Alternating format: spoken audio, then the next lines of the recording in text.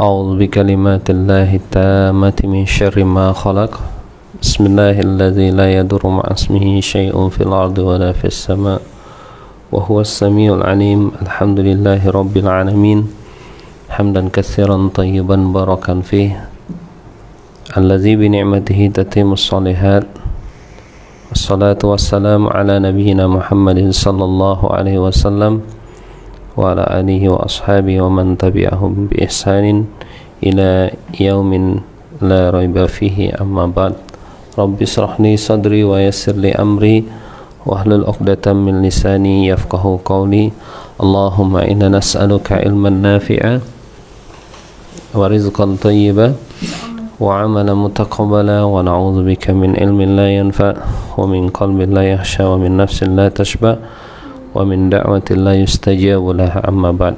Alhamdulillah, kita panjatkan puji syukur kita kepada Allah Subhanahu wa taala pada waktu maghrib kali ini insyaallah kita akan teruskan seri ya hadis qudsi yang alhamdulillah pada malam hari ini kita masuk pada hadis qudsi yang ke-40.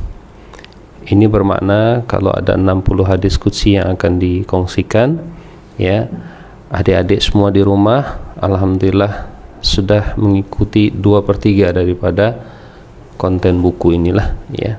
Mananya masih berbaki 20 hadis lagi. Betul tak?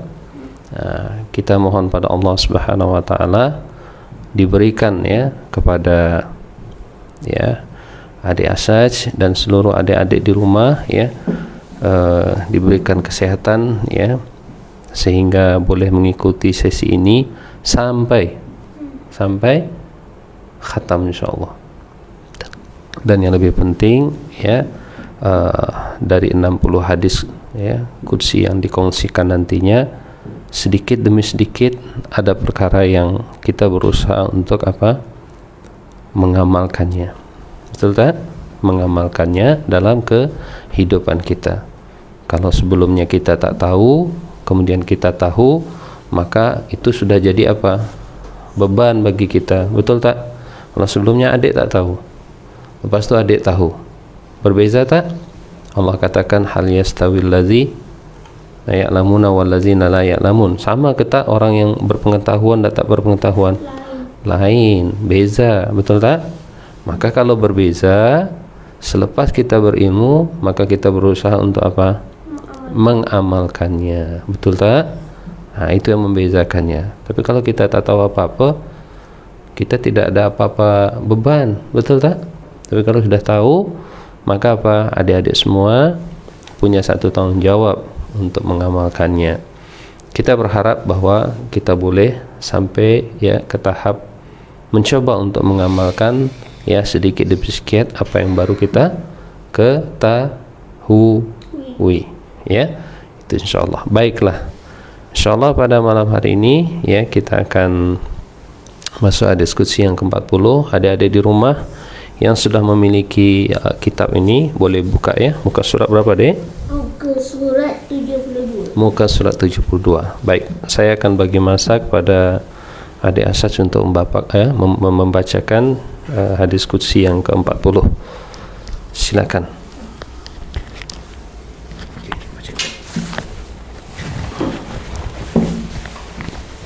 Assalamualaikum warahmatullahi wabarakatuh. Waalaikumsalam warahmatullahi wabarakatuh. Hadis qudsi ke-40. Telaga Nabi Muhammad sallallahu alaihi wasallam. Allah berfirman dalam hadis qudsi yang berbunyi fa innahu nahrun wa'adanihi rabbi fil jannati. Yang bermaksud Al-Kausar adalah telaga yang dijanjikan oleh Tuhanku di syurga. Hadis riwayat An-Nasa'i. Suatu hari saat Rasulullah tengah bersama para sahabatnya, beliau tiba-tiba pingsan sejenak lalu tersadar kembali dan mengangkat kepalanya sembari tersenyum. Para sahabat pun bertanya, apa yang membuatnya tersenyum wahai Rasul? Beliau menjawab, barusan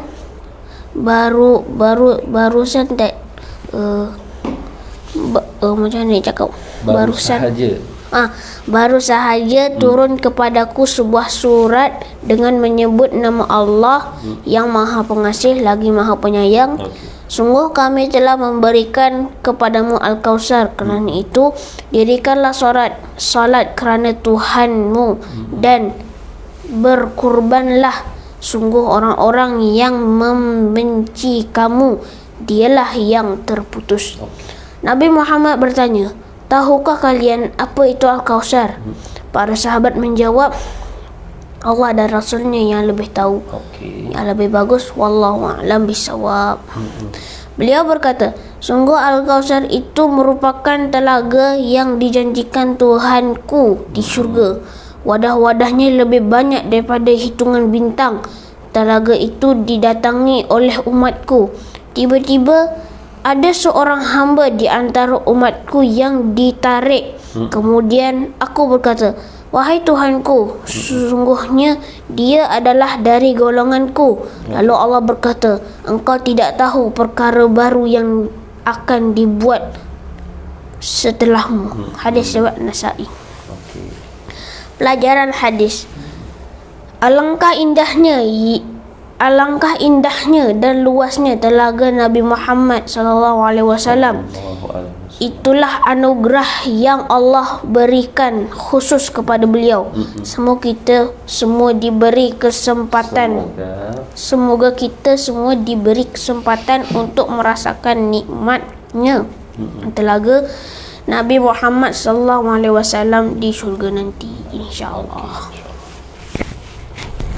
Duduk yang baik, dengarkan yang baik ya. Baiklah adik-adik semua yang di rumah ya. Selepas kita dengarkan bersama apa yang disampaikan oleh adik Asaj ya berkaitan hadis qudsi yang ke-40 ini, insyaallah kita akan coba ya merujuk semula ya hadis ini ya, di mana hadis ini diriwayatkan oleh beberapa imam ya. Kalau di sini dimaktubkan ya hadis ini diriwayatkan pada Imam An-Nasa'i ya. Tapi kita boleh rujuk juga riwayat lain daripada misalnya Imam Muslim ya, dan juga Imam Abu Daud ya. Insyaallah tadi dijumpai tak ada ya. Ya mungkin ada riwayat lain ya. Jadi para imam ni banyak meriwayatkan ya. Jadi itu di antara para imam yang meriwayatkan hadis ini insyaallah. Jadi adik-adik nanti ya mungkin satu masa ada perlunya juga ya mencari tahu ya tentang biografi ya para imam-imam hadis ya, para imam-imam hadis. Kenapa? Al-Ghazali hadis. Imam Ghazali dia bukan ya. Dia punya fikih hadis tetapi dia bukan meriwayatkan hadis. Ya, dia ada. Jadi lebih banyak kalau Imam Al-Ghazali dia menghasilkan karya-karya yang contoh dalam hal disiplin misalnya usul fiqh dia punya, dia bincang tentang tazkiyatun nafas dia ada. Tetapi dia tidak macam imam-imam lain yang mengeluarkan hadis-hadis Nabi sallallahu alaihi wasallam. Kenapa? Imam Syafi'i itu kepada imam apa? Dia imam kepada mazhab Asy-Syafi'i. Imam Malik pun sama kepada mazhab Malik ya, tetapi dia bukan fokus mengeluarkan secara khusus hadis-hadis Nabi sebagaimana Imam Nasa'i, Imam siapa lagi? Imam Muslim, Imam Bukhari ya, Abu Daud dan sebagainya. Okey. Baik adik-adik semua ya, seperti mana yang dibacakan oleh adik Asad tadi, bahwa hadis qudsi ini mengisahkan satu masa ya, satu hari Rasulullah sallallahu alaihi wasallam itu berada di antara para sahabat ya. Kemudian ya tiba-tiba Rasulullah dalam riwayat lain disebut tertidur sejenak, tapi dalam riwayat ini disebutkan pingsan ya. Mananya terlepas daripada perbezaan itu, kita melihat bahwa sedemikianlah ketika Rasulullah menerima wahyu, ya. Jadi kalau Rasulullah menerima wahyu itu keadaannya itu begitu, ya. Maknanya wahyu itu adalah kalamullah. Dia bukan sesuatu yang ringan yang kita akhirnya macam kita tidak ambil berat kan, tapi dia sesuatu yang berat sampai Rasulullah, ya, dalam beberapa, ya, riwayat dalam pingsan, ya kan. Ada yang dalam riwayat lain menyebutkan beliau tertidur, ya kan. Nah, jadi itu keadaannya. Jadi mana pengajaran buat kita, kalau hal-hal yang terkait dengan Al-Quran itu kita mesti apa? Kita mesti serius, bersungguh-sungguh, jangan main-main kalau berkaitan dengan Al-Quran, ya. Adik-adik semua, kalau kita, kenapa? Kalau kitab mana? kitab banyak lah kitab. Iya, apa saja yang terkait dengan ilmu. Sumber ilmu kan Al-Quran dan juga As-Sunnah. Maka mesti posisikan baik-baik, ya. Mesti posisikan, kita mesti ada adab, ya. Imam Nawawi ada membuat satu buku khusus bagaimana adab kita terhadap Al-Quran. Kalau kita nak posisikan diri kita sebagai orang yang cinta pada Quran dan belajar Al-Quran, sampai dibuat khusus, ya. Contoh siapa? Imam Ahmad, bagaimana perhatian beliau terhadap hadis-hadis Nabi, betul tak? Imam Malik sampai apa? Begitu perhatian dia terhadap sunnah Nabi, ketika dia mengajarkan sunnah itu, dia digigit oleh apa? Disengat oleh, ya, skorpion pun, kalajengking pun dia apa?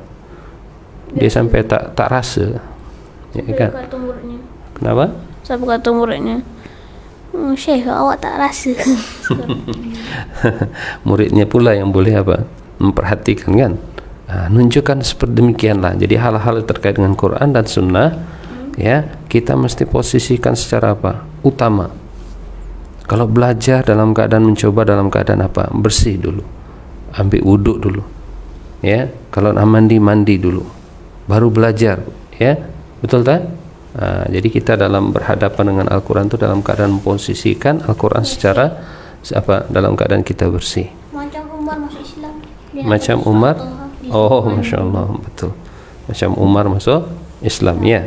Baik, adik-adik semua. Jadi ketika Rasulullah, ya, tiba-tiba beliau tertidur, dalam satu riwayat lain menyebutkan beliau pingsan, maka kemudian mengangkat kepalanya, ya. Beliau kemudian mengangkat kepalanya sambil tersenyum, ya. Maka kami pun bertanya, biasa, ya, sahabat ini orang yang ambil berat apa saja yang terkait dengan apa namanya fisiologi, ibaratnya kalau bahasa umi, bahasa apa, bahasa tubuh itu, ya, kalau apa saja terkait, oke, Quran bicara tubuh, apa saja terkait dengan perubahan pada wajah Nabi itu para sahabat ingin tahu. Jadi selepas Rasulullah tertidur tadi, ya, lepas itu terbangun, beliau tersenyum.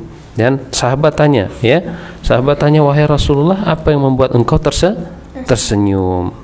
Maka Rasulullah pun menjawab, tadi baru saja turun surah Al-Kautsar, ya, baru saja, ya, Allah turunkan kepada saya surah Al-Kautsar.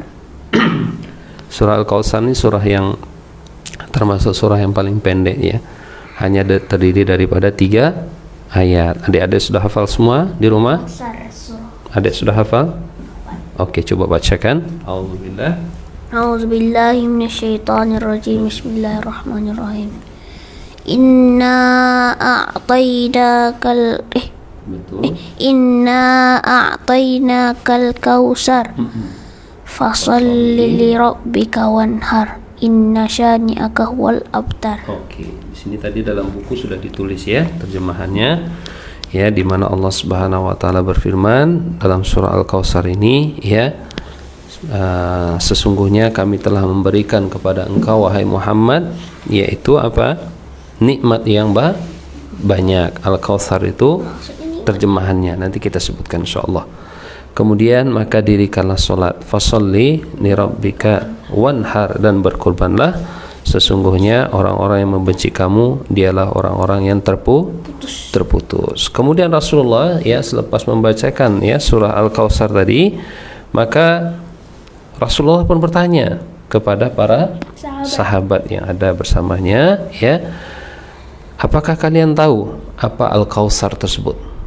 Ya, apakah kalian tahu apakah Al-Kautsar tersebut? Kemudian di situ, ya, para sahabat menjawab, ya, Allah dan Rasulnya lebih mengetahui. Allah dan Rasulnya lebih mengetahui. Oke, baik adik-adik semua, ya, coba perhatikan adab para sahabat bersama Rasulullah. Ya, kita boleh ambil pengajaran dari sini. Jadi sahabat ini orang yang dekat dengan Rasulullah, ya. Keseharian mereka, ya, sangat dekat dengan Rasulullah. Makanya dalam pengertian siapakah sahabat, yaitu orang-orang yang hidup bersama Rasulullah, kemudian mereka meninggal, ya kan, dalam keadaan beriman. Nah, tapi kalau tabi'i selepasnya. Oke, fokus para sahabat. Demikianlah para sahabat. Selepas Nabi cakapkan, ya, apakah kalian tahu apa Al-Kautsar itu? Maka para sahabat cakap apa? Ya, Allah dan Rasulnya lebih mengetahuinya. Oke, kita ambil di sini satu pengajaran bagi kita, bahwa kalau kita ditanya satu perkara, ya, yang kita tidak ada ilmu ke atasnya, ya, khasnya dalam hal-hal agama, ya kan, ataupun hal lainnya lah tentunya, ya, maka sebaiknya kita mengatakan apa? Wallahu a'lam, ya, atau ya, wallahu a'lam bishawab, atau wallahu a'lam. Itu sudah ringkas dah. Apakah jawaban itu menunjukkan kelemahan kita? Tidak, ya, itu tidak menunjukkan kelemahan kita. Justru ketika kita mengatakan tidak tahu terhadap satu perkara, itu menunjukkan kita tahu diri kita. Betul tak? Ya kan? Kita tahu diri kita bahwa kita tidak tahu. Karena itu, ya, kalau tak tahu apa-apa itu jangan apa? Jangan mencoba untuk menjawab. Sebab biasanya kalau kita jawab juga nanti apa? Tersebarlah bid'ah. Terserahlah kebodohan kita. Ya, terserahlah kebodohan kita, ya kan? Ataupun mungkin satu perkara yang kita pun sifatnya apa? Setengah-setengah. Nah, lebih bagus kita cakap wallahu a'lam. Jadi adik-adik mesti apa? Coba, adik Asad juga macam tu. Ya, kalau tak tahu satu perkara, saya tak tahu. Itu kalau lebih apa? Itu namanya bid'ah. Nah, itu lebih aman. Lebih bagus. Baik, ya. Itu lebih baik. Oke. Kita teruskan, ya. Kemudian, ya, Rasulullah pun bersabda, ya, selepas para sahabat jawab tidak mengetahuinya, ya, Rasulullah katakan, Al-Kautsar adalah sebuah telaga yang telah dijanjikan Rabbku untukku di surga, ya, di mana bejananya atau tempat kita untuk mengambil air itu sebanyak jumlah bintang-bintang di langit. Lagi banyak pada bintang-bintang lah. Ya, sebanyak. Dalam sini dikatakan sebanyak, dalam riwayat lain dikatakan lebih banyak. Mananya apa? Mananya alat untuk kita nak ambil air itu, untuk kita minum itu apa? Sebanyak, atau disebutkan lebih banyak daripada bintang. Kadang ada yang boleh tahu, tapi nak tahu misalnya ada kisah. Macam misalnya Saifuddin Qutuz lah kan. Kisahnya banyak memandang lain-lain. Dekat filem ada cerita macam ni, dekat ini macam ni. Lepas tu ada yang ini Jalut ni itu ikut perang. Adik pun tak tahu nak ambil mana satu yang baik. Betul. Nanti kalau adik ada minat dalam bidang hadis, ya, seperti itulah. Jadi dia tak kisah selagi betul hadis itu tidak diriwayatkan oleh orang-orang yang memang dikenali lemah hafazannya, ya kan? Kemudian dia punya kelemahan-kelemahan lain. Itu boleh, ya, kita pegang. Karena begini, contoh misalnya, ketika Rasulullah menyampaikan satu hadis, boleh, sahabat yang dengar banyak tak? Banyak. Oke, kalau ramai, diriwayatkan seramai, itu hadisnya mutawatir. Atau sahabat yang dengar tu ramai, betul tak? Kemudian Rasulullah wafat. Dari katakan 20 sahabat yang mendengar itu, dia pun apa? Sampaikan lagi kepada orang selepasnya. Tabi'in. Betul tak? Tabi'in tadi mendengar, ya, dari si A, redaksinya atau matan hadisnya sekian. Kemudian sahabat B sampaikan lagi orang selepasnya. Sahabat si sampaikan lagi, yang tabiin berbeza-beza ini pun sampaikan lagi orang selepasnya, sampaikan lagi selepasnya, sampai pada Imam Nasai yang meriwayatkan, atau Imam Muslim yang meriwayatkan, atau Imam Abu Daud. Karena itu ada sedikit perbezaan-perbezaan dalam penerimaan ayat itu atau redaksi hadis itu. Nah, tetapi apa? Kalau kita kumpulkan semua ya kan. Nah, macam imam-imam yang punya fokus untuk menghimpun semua hadis-hadis itu, untuk nak ketahui hadis itu, dia akan himpun semua. Oh, dari jalur ini, jalur B, jalur C, jalur C. Kemudian dihimpun semua, dia dapati ternyata apa? Ada antara zaman selepas, misalnya zaman selepas tabi'in itu ada orang yang apa? Orang yang sama. Ada orang yang sama. Boleh? Tetapi ternyata didapati pada jalur yang tertentu dia redaksinya lain. Tapi intinya nanti itu ada pada Imam Bukhari ke Imam Muslim ke Imam siapa yang mengeluarkan hadis ini, dia akan apa? Dia akan saling mengukuhkan. Boleh kita? Kecuali nanti memang didapati apa? Ada riwayat yang Nabi tak cakap, maknanya orang ni buat-buat, atau mungkin orang ni tidak sepenuhnya meriwayatkan dengan baik, maknanya ada kategori dhaif. Kalau macam tu kita harus ambil Nabi punya lah kan. Kalau nak direct pada Nabi tak boleh. Sebab apa? Nabi dah tak ada, tapi itulah perlunya kita kepada sanad-sanad hadis ini. Tadi tu ini membuat tahu apa tadi kan dia kan bercerita tentang Nabi itu kan. Okey. Kisah itu tak ada dibaca sama Nabi, tak ada orang-orang soleh. Macam mana tu kita nak buat pada mana misalnya? Ini makanya hadis Nabi. Sekarang begini, macam mana kita tahu, ya kan, hadis daripada Imam Nasai ini, betul tak? Maka kita harus buka kitab Imam An-Nasai. Betul. Imam Nasai punya kitab, ya, kitab Sunan, maka kita tengok dalamnya. Nanti Imam Nasai akan sebut, contoh begini, begini, paling mudah macam ni. Contoh di sini ya. Okey. Hadis ini kalau dirujuk pada Imam Nasai, tengok adik, perhatikan sini. Perhatikan sini supaya terjawab apa yang adik tanya. Contoh, telah mengabarkan kepada kami Ali bin Hijr, ya kan? Hujr. Dia berkata telah menceritakan pada kami Ali bin Musar, ya. Daripada siapa? Mukhtar bin Fulful. Daripada siapa? Anas bin Malik. Nah, Anas bin Malik ini orang yang dekat pada Rasulullah. Maknanya Anas ni lah, ya, yang akhirnya apa? Mereka sampaikan pada Mukhtar, ya. Dan Mukhtar ini pun, ya, didengar hadisnya itu, ya, oleh orang selepasnya. Itu yang sampai pada kita. Kalau tidak ada jalur seperti itu, hadis tak pernah tahu. Betul tak? Tak pernah tahu satu hadis. Disitulah pentingnya. Karena itu kata Imam Ibnul Mubarak, di antara keistimewaan agama Islam tu ada pada 3 perkara. Pertama, sanad. Kemudian yang kedua, nasab. Ya, nasab. Kemudian yang ketiga, i'rab. Ini agama lain tak ada. Maknanya kalau dia berkaitan dengan sanad, ini nak bagi tahu pada kita, kita tidak akan terima satu pemberitaan melainkan kita mesti tahu dari siapa. Betul tak? Dari siapa ini? Siapa yang menyampaikan? Kalau dalam ilmu hadis, dia akan ceritakan semua, ya kan? Imam Nasai, ya kan, terima daripada siapa, terima daripada siapa, terima daripada siapa, terima daripada, sampai pada Nabi Muhammad SAW. Okey, itu boleh belasan orang yang meriwayatkan. Itu maknanya dari segi apa? Sanad.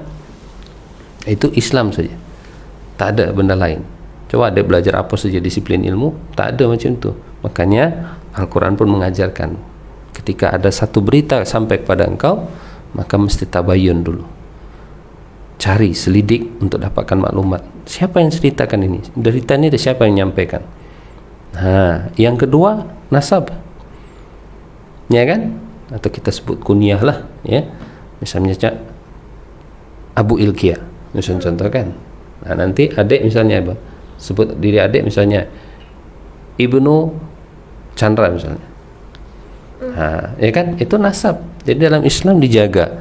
Misalnya adik kan, adik misalnya Asaj, ya kan, bin Chandra, bin Aswir, bin Sulaiman, bin ke atas. Itu namanya nasab. Islam ajar benda itu. Oke, yang ketiga i'rab. I'rab itu berkaitan dengan bahasa, dan alhamdulillah Allah anugerahkan kita dengan bahasa apa? Bahasa Arab. Karena itu bersungguh-sungguh nak belajar. Keturunan Nabi kan keturunan Arab. Tak maknanya nak bagi tahu kalau berkaitan i'rab itu dia menunjukkan itulah kemuliaan dalam bahasa Arab. Bahasa Arab itu kalau sebut bismillah, dia tak boleh bismallah. Atau misalnya dia sebut bismullah, tak ada. Dia mesti bismi. Bi itu kenapa? Dia huruf jar, ya kan? Ismi adalah isim majrur, ya kan? Yang apa? Diberi bagi kasrah, ya kan? Boleh tak? Sebab ada bi. Nah, sampai bila-bila bismi, tak boleh bisma atau bismu. Nah, itu menunjukkan i'rab hanya ada dalam bahasa Arab. Boleh kita? Oke lah. Sampai lupa kita dah nak bincang apa tadi, ini udah kemana-mana ini. Oke lah, kembali kepada ke buku. Allahu Akbar. Baik. Jadi para sahabat, ya, selepas dibagi tahu oleh Nabi, ya, Al-Kautsar itu adalah apa tadi? Al-Kautsar itu adalah telaga yang telah dijanjikan Robku untukku di surga. Ya, di mana bejananya, ya, alat untuk wadah untuk kita nak minum tuh itu apa? Dikatakan sebanyak atau disebut juga lebih banyak daripada bintang. Jadi Al-Kautsar, ya. Kalau rujuk pada surah Al-Kautsar tadi, Al-Kautsar tuh banyak maknanya. Satu, dia boleh bermakna, ya, Al-Kautsar itu sendiri dari kata Al-Katsir, ya, nikmat yang banyak. Maknanya Allah bagi nikmat pada Nabi Muhammad itu, ya, sangat-sangat apa? Banyak. Atas kapasiti dia sebagai seorang nabi ataupun sebelum diangkat menjadi seorang nabi. Ya, maknanya begitu banyak. Ada juga yang menafsirkan bahwa Al-Kautsar itu adalah terkait dengan keturunan nabi. Ya, terkait dengan keturunan nabi. Walaupun terputus kan? Ya kan? Tapi hanya satu, ada jalur daripada Fatimah. Ya kan? Sebab anak nabi banyak meninggal kecuali Fatimah. Dari Fatimah ada keturunan dia. Sementara Al-Abtar tadi, orang-orang yang membenci Nabi, ya kan, orang-orang terputus nanti itu adalah orang-orang apa? Yang menghalang dakwah Nabi. Nah, itu salah satu tafsiran. Yang ketiga adalah Al-Kautsar merujuk kepada telaga. Ya, telaga Al-Kautsar, ya. Telaga Al-Kautsar, ya. Semalam, ya, Ustazah dan juga adik Asad sudah menyebut bagaimana dalam surah Muhammad, ya, ayat berapa itu? Ayat 15. 17 ke 15 tentang sungai-sungai, ya, yang ada dalam surga. Ada 4 kan? Pertama, sungai yang tidak payau, tidak asin lah. Yang kedua, sungai susu, sungai khamar, dan sungai madu. Bayangkan, itu 4 sungai yang Allah bagi, ya, ketika, ya, orang-orang di dunia mampu untuk mengikuti aturan Allah, menahan diri dari perkara-perkara yang ditegah oleh Allah, maka Allah bagi ganjaran seperti itu. Ya, yaitu orang-orang muttaqun. Kalau dalam ayat 15 daripada surah Muhammad itu, ya, dikatakan itu adalah bagi orang-orang bertakwa. Nah, yang telaga ini itu adalah bahagian daripada kenikmatan surga yang terkait juga dengan sungai tadi, ya. Nah, itu Allah sediakan apa? Telaga itu dia tak macam sungai. Kalau sungai mengalir, telaga tak. Jadi kita boleh apa? Ciduk, ya, ciduk untuk minum. Oke. Kemudian disebutkan di situ, ya, telaga tadi itu, umatku banyak yang datang kepadaku. Umatku ramai yang datang kepadaku, namun salah seorang daripada umatku ditarik. Kemudian apa? Aku pun berkata, wahai Rabb, dia golonganku, dia umatku. Lalu Allah berfirman, engkau tidak tahu, ya, apa yang terjadi setelah kewafatanmu, ya, innaka la tadri ma ahdatsa ba'dak. innaka la tadri ya ma ahdatsa ba'da. Wahai Muhammad, engkau tak tahu apa yang berlaku selepas engkau wafat. Nak bagi tahu apa sebetulnya di sini? Nak bagi tahu merasa diri itu tak tahu. Bukan. Kalau tadi Allah dan Rasulnya lebih tahu, itu menunjukkan apa? Kita diajar kalau satu perkara yang kita betul tak tahu, maka jangan menjawab. Wala taqfu ma laisa laka bihi min ilmun. Inna sam'a wal basara wal fu'ada kullu ulaika kana mas'ula. Terhadap satu perkara yang tak tahu, jangan mudah cakap. Surah Al-Isra kan tadi. Karena apa? Sam'a wal basara, telinga, basar apa? Mata, dan juga fuad, semua akan diminta oleh Allah pertanggungjawaban. Karena apa? Tiga benda itu merupakan saluran ilmu. Semalam nikmat tu tak boleh dilihat guna mata, telinga dan juga lintasan dalam hati. Lintasan dalam hati. Okey. Yang terakhir nih, redaksi yang terakhir nih, di mana ketika umat yang ramai ya pergi menuju pada apa tadi telaga itu, ada satu yang ditarik. Nah, maka ketika Nabi katakan dia bagian daripada umatku atau golonganku, tapi Allah katakan apa? Engkau tidak tahu perkara apa ya, perkara baru yang dibuat olehnya selepas. Maknanya selepas Nabi wafat, Nabi tak tahu apa yang berlaku pada apa? Umatnya. Tapi macam mana umat cakap ni umatnya? Iya, karena pertama ya dalam orang Islam. Iya. Nah, tapi ditarik itu ada punca sebab-sebab, makanya kita rujuk pada hadis-hadis Nabi. Sarahannya macam mana? Ternyata ya ada disebutkan ya bahwa hamba yang ditarik tadi ini sehingga dia tidak boleh join ikut minum tadi itu telaga itu, disebutkan ada berapa sarahan bahwa dia adalah orang yang murtad, boleh jadi murtad. Yang kedua, boleh jadi melakukan dosa yang besar dan dia tidak mohon ampunan Allah. Atau yang ketiga, dia melakukan perkara-perkara yang mengada-ngada, yang tidak dikatakan oleh Nabi tapi disandarkan pada Nabi. Atau kita sebut bid'ah, itulah ya. Ini adalah perkara-perkara yang menyebabkan seseorang akhirnya apa? Tidak layak untuk join untuk minum air telaga. Jadi di sini nak bagi tahu ya kepada kita semua ya, adik Asad dan juga adik-adik di rumah, mari kita berusaha untuk mengikuti apa yang Nabi ajar. Itu poinnya. Atau kita sebut ittiba. Qul in kuntum tuhibbunallah fattabi'uni. Ya kan? Ya, sekiranya kalian ya mencintai Allah, tidak ada lain cara yang terbaik melainkan apa? Ikut apa yang Nabi ajar. Itu namanya ittiba. Okey. Ini pertanyaan terakhir, lepas tu ada buat conclusion, lepas tu tutup pasal dah jam sini dah. Okey. Apa soalannya? Banyak orang yang mengaku dirinya keturunan Nabi, tapi macam mana dia tahu diri dia itu keturunan Nabi? Baik. Tadi kan ya Abi sudah cakap bahwa di antara keistimewaan agama Islam, dia ada nasab, ada sanad, ada i'rab. Boleh diketahui seseorang itu punya salah silah itu melalui apa? Nasab tadi. Karena itu tidak mudah ya, boleh saja hatta orang jadi penyebutan sebagai keturunan ke apa benda itu mesti dibuktikan bukan pada namanya, harus sejauh mana dia nak tiru Nabi itu paling penting.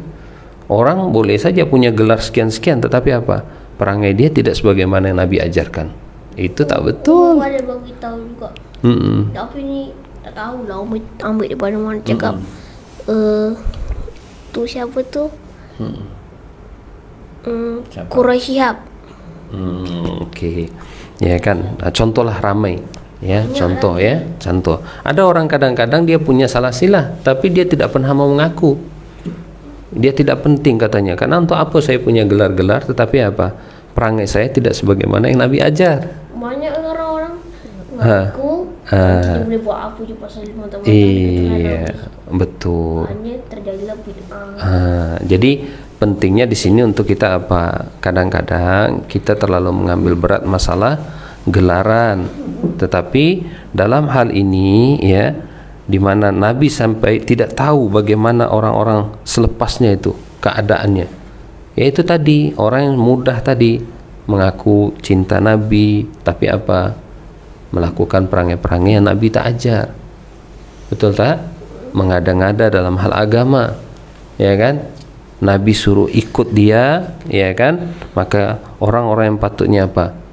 Berstatus sebagai ulama, tirulah Nabi ajar apa macam mana, tiru, ikuti jalannya, bukan cipta jalan sendiri. Betul tak? Nah, jadi itu yang perlu kita ambil berat ya. Maka disinilah sebetulnya kepentingan adik-adik semua ya. Kita perlu mengambil berat untuk belajar tentang apa? Quran, belajar tentang sunnah Rasulullah. Dengan apa? Dengan merujuk pada ahlinya, merujuk pada disiplinnya, merujuk pada amanah yang perlu dilakukan. Ya, bukan saja-saja, tak boleh. Kalau saja-saja jadinya juga saja-saja nanti. Boleh kata, rujuklah kepada ahlinya, belajar ya. Jangan suka jalan pintas dalam belajar ya. Tak ada. Mesti apa? Melalui proses. Apapun disiplin ilmu. Adik belajar apa saja? Mesti apa? Kalau Imam Syafi'i cakap apa itu? Apa ya? Bukan Imam Syafi'i, ada satu ungkapan, tarjun najata walam tasluk masalikaha. Inna safinata la tajri ala liyabas.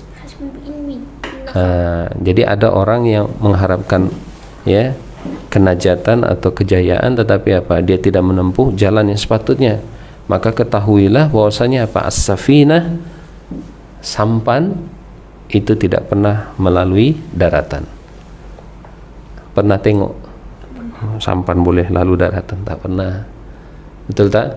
Ya, Imam Syafi'i juga bagi tahu kan, ketahuilah bahwasanya ilmu tidak akan dicapai melalui enam perkara, termasuk waktu yang panjang, mesti berguru, wastabir, sabar, ada dana, ya kan, kecerdasan.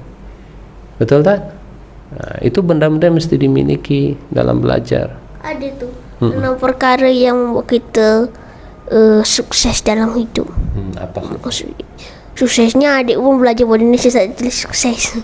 Adik belajar pada UFIT, dia ada bunyi tentang 6 tentang pagi, mau perkara. Baiklah adik-adik semua ya. Intinya pertama ini berkaitan dengan balasan Allah, karunia Allah, anugerah Allah ya ke atas Nabi Muhammad sallallahu alaihi wasallam yang sangat besar ya, di mana diberikan oleh Allah Subhanahu wa taala nikmat di dunia maupun satu jaminan di mana disediakan yaitu telaga bagi Nabi Muhammad. Maka siapa yang mengikuti petunjuk Nabi Muhammad ya, mencintai Nabi Muhammad dengan mau mempelajari sunnah-sunnahnya ya, maka insyaallah kita termasuk ya orang-orang yang nantinya boleh ya ikut bersama ya menikmati ya menciduk air apa? Air telaga ya Al-Kautsar, dan boleh menikmatinya insyaallah. Kemudian satu perkara juga ya, kalau sesuatu yang kita tidak tahu, maka berani untuk mengatakan wallahu a'lam. Boleh kita? Okey. Itu saja insyaallah ya perkongsian pada malam hari ini merujuk pada hadis qudsi yang ke-40. Alhamdulillah adik-adik semua ya yang sudah mengisi wadah umur ya, untuk mengisi wadah umur sampai kepada hari ini, kita harapkan kita boleh tuntaskan ya baki 20 ya hadis dalam kitab ini sampai pada ya masa yang sudah dijadwalkan insyaallah. Itu saja, kita tutup dengan doa kafaratul majlis. Kita tutup dengan doa kafaratul majlis. Subhanakallahumma wa bihamdika asyhadu an la ilaha illa anta astaghfiruka wa atubu ilaik. Wassalamualaikum warahmatullahi wabarakatuh. Waalaikumsalam warahmatullahi wabarakatuh.